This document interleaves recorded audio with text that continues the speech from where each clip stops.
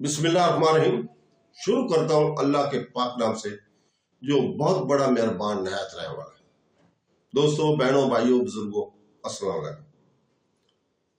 سلطان محمود غزنوی کی 36 نمبر قسط میں ہم آپ کو خوش آمدید کہتے ہیں، اور ہم اس میں بیان کریں گے کوشل دیوی کا رابطہ قراتگین کی طرف اور دیگر حالات کو بیان کریں گے۔ تو دوستو، سلطان محمود غزنوی کو چونکہ پنجاب کے نئے راجہ جے پال ثانی کی جنگی تیاری کی اطلاع ہو چکی تھی۔ اس کے مخبر یہ بھی اطلاع دے چکے تھے کہ جے پال نے سرکشی اور بغاوت برپا کر دی، خراج دینے سے انکار کر دیا، اور ساتھ ہی اس نے اپنا ہمسایہ راجاؤں کو ساتھ ملا کر ایک بہت بڑا لشکر بھی تیار کر لیا، جس کے ساتھ وہ سلطان کے مفادات پر ضرب لگائے گا۔ سلطان محمود غزنوی کے پاس جب یہ خبریں پہنچی تو اس نے وقت ضائع نہیں کیا، اپنی جنگی تیاریوں آخری شکل دی۔ اس کے بعد وہ اپنے لشکر کے ساتھ غزنی سے نکلا اور ہندوستان کا رخ کیا۔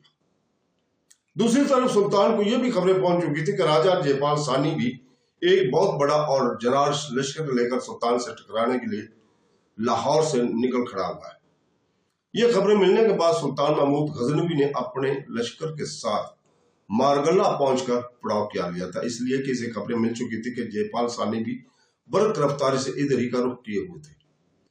کچھ مورخین لکھتے ہیں کہ مارگلہ پہاڑ غالباً یادگار نکلسن پہاڑ سے چند میل جنوب کی جانب علاقہ تھا، جہاں سلطان محمود غزنوی اور راجہ جے پال ثانی آپس میں ٹکرائے تھے۔ بہرحال سلطان نے اپنے لشکر کے ساتھ وہاں پڑاؤ کر لیا، اور اب وہ راجہ جے پال ثانی کے وہاں پہنچنے کا انتظار کرنے لگا تھا۔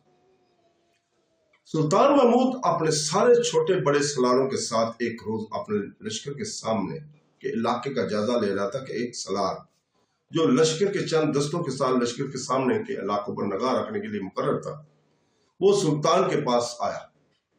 سلطان کو مخاطب کر کے کہنے لگا، سلطان محترم، ہم ایک شخص کو پکڑ لائے ہیں، بظاہر وہ دشمن کا جاسوس لگتا ہے، لیکن جو باتیں وہ کہتا ہے ان میں ہمارے لیے افادیت بھی ہے۔ سلطان محمود غزنوی اس وقت اپنے سلاروں کے ساتھ گفتگو تھا، چنانچہ رک گیا، آنے والے اس چھوٹے سلار کو مخاطب کر کہنے لگا، جسے تم نے پکڑا ہے اسے میرے پاس لے آؤ۔ چنانچہ وہ سلار وہاں سے ہٹ گیا۔ تھوڑی دیر بعد وہ ایک شخص کو پکڑ لایا، وہ جو ڈھیلی ہوئی عمر کا تھا، زیادہ عمر کا تھا، مسلح بھی نہیں تھا۔ جب وہ سلطان کے سامنے آیا، سلطان نے اسے مخاطب کیا، پہلے یہ بتاؤ کہ تمہارا نام کیا اور کہاں سے آئے ہو؟ اس پر وہ بوڑھا سلطان کی طرف دیکھتے ہوئے کہنے لگا، پہلے مجھے یہ بتایا جائے کہ مسلمانوں کے سلطان کون ہے؟ اس پر سلطان محمود غزنوی مسکرایا اور کہنے لگا، میں ہی ہوں، میں ہی تم سے مخاطب ہوں۔ اس پر وہ مزید سلطان قریب ہوا، کہنے لگا، سلطان محترم، میرا نام چندوارہ ہے، چندوار ہے، میں لاہور سے آیا ہوں، اور آپ کے ایک سلار عبداللہ قراتگین کے نام ایک انتہائی اہم پیغام رکھتا ہوں۔ جو پیغام میرے پاس ہے، اس پیغام میں آپ کے سلار کی سلامتی اور تحفظ پناہ ہے۔ چندوار نام کے اس بوڑھے نے ان الفاظ پر عبداللہ قراتگین چونکا تھا، اور باقی سلار بھی کبھی عبداللہ قراتگین کبھی آنے والے چندوار کی طرف دیکھنے لگے تھے۔ اس موقع پر سلطان محمود غزنوی کے پہلو میں کھڑے ایاز نے آنے والے اس شخص کو مخاطب کیا، کیا تم عبداللہ قراتگین کو شکل سے پہچانتے ہو؟ کیا تم عبداللہ قراتگین کو تم شکل سے پہچانتے ہو؟ چندوار نے نفی سے میں گردن ہلائے، کہنے لگا، میں پہلی بار ان علاقوں کی طرف آیا ہوں، میں نے کبھی کسی جنگ میں حصہ نہیں لیا، بوڑھا آدمی ہوں، اس قابل ہوں ہی نہیں، نہ ہی اس نے پہلے میں نے عبداللہ قراتگین کو دیکھ رکھا ہے۔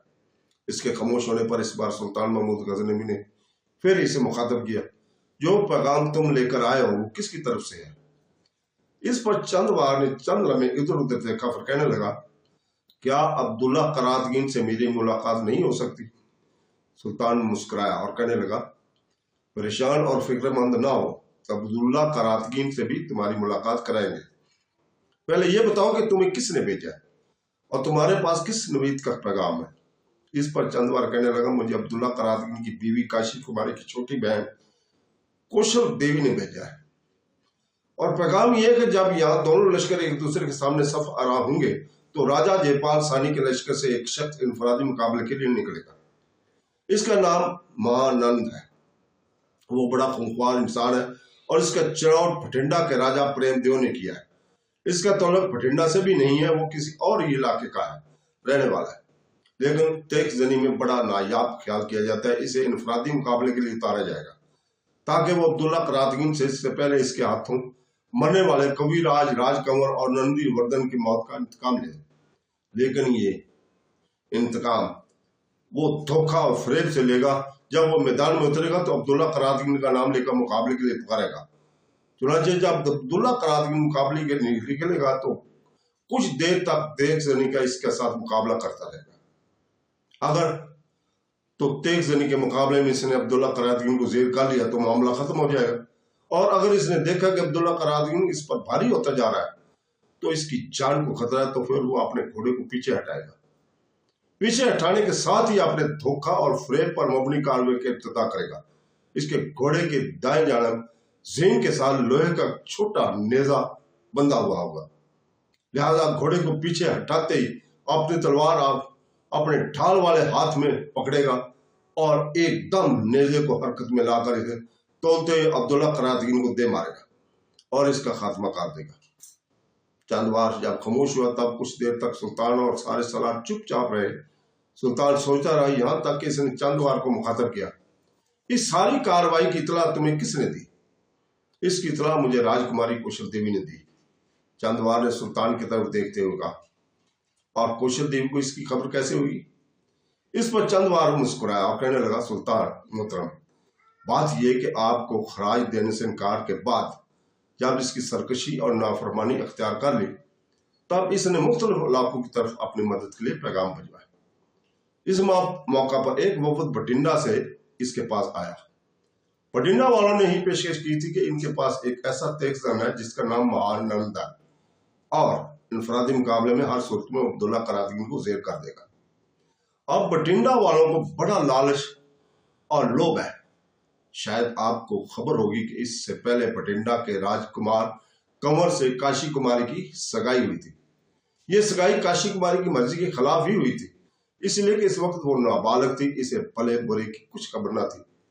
جب راج کنور مارا گیا تو بھٹنڈا کے راجا نے کاشی کماری کا رشتہ اپنے دوسرے بیٹے کنگ راج کے لیے مانگا، لیکن کاشی کماری کا اس کے ساتھ شادی کرنے سے انکار کر دیا۔